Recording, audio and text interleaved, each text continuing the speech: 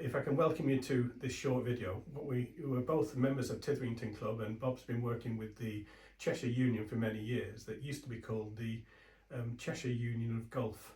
What was it called? The Cheshire Union of Golf Clubs. Yeah. Established in 1920, though I wasn't around at the time. And it's been going for over 100 years, and recently they've produced a book covering 100 years of all the different tournaments that they've been operational in. It was the fourth union in England, because the first one was Lancashire, the second one was Yorkshire, the third one was Surrey, maybe the other way around, but then Cheshire came along in 1920. And so what this series of videos are going to do is to go through blocks of 10 years at a time, between 1990 and 1929 to begin with, and then all the way through to the current day. And that's really the intention here, to try and bring into the multimedia world, really, the what happens with all these tournaments that we play, concentrating on one championship, the different clubs, the different players, many of which are quite famous in the history of golf. Certainly when you look back, you find many hidden gems of players, events, social stuff that's going around at the time. And of course we always forget about that. We only think of what happens at the moment. So trying to bring that to life, both for our younger members and all the members within Cheshire, will be a great historical archive that is there for posterity. What we'd like to do now is just explain how the formation of the Cheshire Union of Golf Clubs came around about in 1920. When it was formed, this was the original logo that was produced, and it all began with a meeting at the Midland Hotel, I think on the 23rd of November 1920, where 12 clubs initially joined to become the union, and it was driven by three members who put that together. The three members are Harold Janyan, Geoffrey Tweedale and Daniel Myrie of Sale Golf Club, Windsor Golf Club and Royal Liverpool, were the instigators of the Cheshire Union of Golf, and that's how it started. And the first tournament was run the following year at was it Delamere? Delamere Forest. Yeah. Yes. This is the trophy for the focus of these videos, which is the men's championship, or it says the amateur championship of Cheshire, presented by the golf clubs of the county in 1921, and it's still in existence today. It's still presented every year. This will be the focus. I'll pass to Bob just to give you a bit more background on this trophy and how the tournaments were played. Yeah, the interesting, when we start off, historically, you would have a stroke play qualifier, then you go into match play, like you have at the amateur championship currently. But then over the years, we moved to having a 72-hole stroke play championship, similar to the Open Championship, or the US Open, or the Masters. So it's interesting how golf changes over the years, and also the background of the players who are taking part. I expect these early guys were very much into business, and therefore were able to easily club together to actually create such a beautiful trophy back in 1921. Absolutely. And if we talk about the first championship now, as we move into June 1921.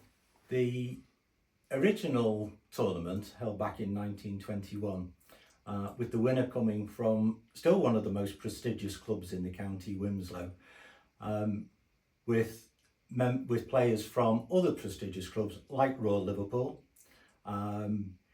Interesting, around about that time, there are an explosion of golf clubs around the county. And certainly I remember in 2020, 2021, the number of clubs that actually were celebrating their centenary anniversary. Asprey, from what I remember off the top of my head, it was another one. In doing this research, we also noted that I think it was Winslow Golf Club had a 100-year anniversary in 1989, to give you an idea of the longevity of some of these clubs. So the first winner of the inaugural winner was Geoffrey Tweedale, who was one of the driving forces on the Cheshire Union. So the following year, the tournament moved to Prenton Golf Club, which was also on the Birkenhead Peninsula, and it was won again by Geoffrey Tweedo. Going back then, interesting, the photograph of Geoffrey in his tweeds and tie, as opposed to playing very casual. So I suspect in those days the average age of the competitors was probably well into their 40s, as opposed to the recent winners who all seem to be 19, 20, 21, just before they start going off to college in the States. This gentleman is one of the remembered fondly from this very early area, Israel Sidebottom, who was runner-up, I gather, in the second tournament in 1922 and won it in 1923. But I'll pass over to Bob because he's got lots of interesting stories about Israel Sidebottom. Yeah. Having been at a number of the county championships over the last few years, I always wondered why the runner-up in the county championship got the Israel Sidebottom trophy. And obviously it has been donated by somebody many, many years ago. So his memory is still there at every single tournament when the runner-up gets up to collect another famous silver trophy with many memorable names on there as runners-up, one of which I think is a Matthew Jordan, a current top 50 world professional golfer. So after Israel's third year of playing in the tournament, he finally won the tournament in 1923, and I think at the time he was a member of Stockport Golf Club, even though his family came from the Disley area. But he was quite famous for other reasons, as Bob will explain. I don't think he was quite as bad as Sergio Garcia with wiggles, but he did like a wiggle and a waggle. Waggle. He says waggles on here, but wiggles. And then eventually he hits the ball. Unfortunately, he tended to hit it a lot straighter, a lot more accurate, and then hold a few putts. But he's definitely known as Mr. Waggles? Mr. Sidebottom. Mr. Sidebottom. Mr. Side. Oh. I gather the other thing he was into, he was obviously a very good player in his day and was not adverse to playing for money with other people with games, but basically had a bit of a reputation for winning a lot of these games, let's say. Well, all golfers need a little bit of income on the side, don't you? In 1924, then for the first time, the men's championship, the amateur championship, went to Royal Liverpool, which was sorry, he didn't go to Royal Liverpool at this point. He actually went to Wallasey, one of their sister courses, and the member who won it was from Royal Liverpool, Mr. M.S. Walker. Let Bob explain a little bit more about the importance of Wallasey, which is where the tournament was held. This is the link between Royal Liverpool and Wallasey. Wallasey, amongst other things, is the home of Dr. Stableford, a format of golf I suspect we've all played over the years.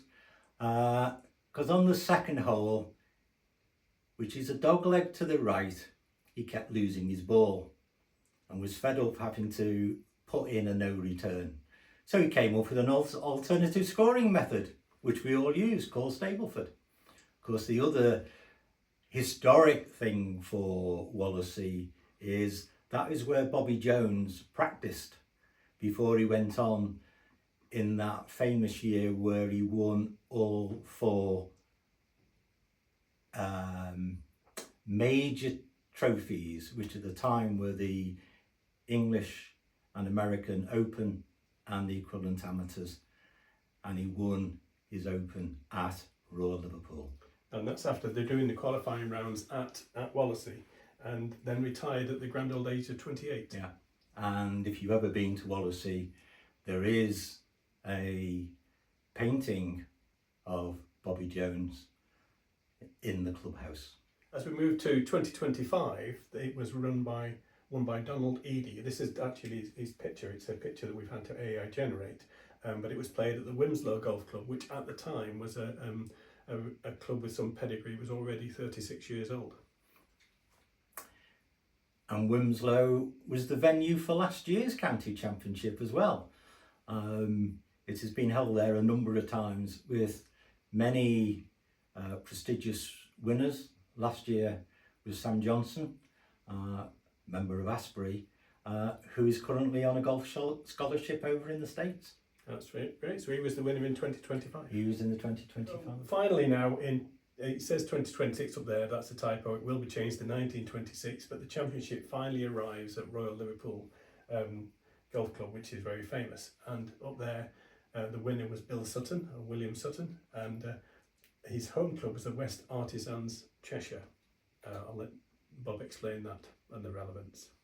There is still actually an Artisans club at Royal Liverpool, and the Artisans were the workers who maintained the course and the club, did all the mowing and stuff like that. And one of the benefits of doing that was you were allowed to play the course. So West Artisans must have been something that were probably allowed access to Royal Liverpool. So he would have had a chance to play it on many occasions, but he wasn't an elite member, he was a worker, which just shows how the game is growing back in the 1920s. They say it's my speed and waggles that enabled me to become the county champion.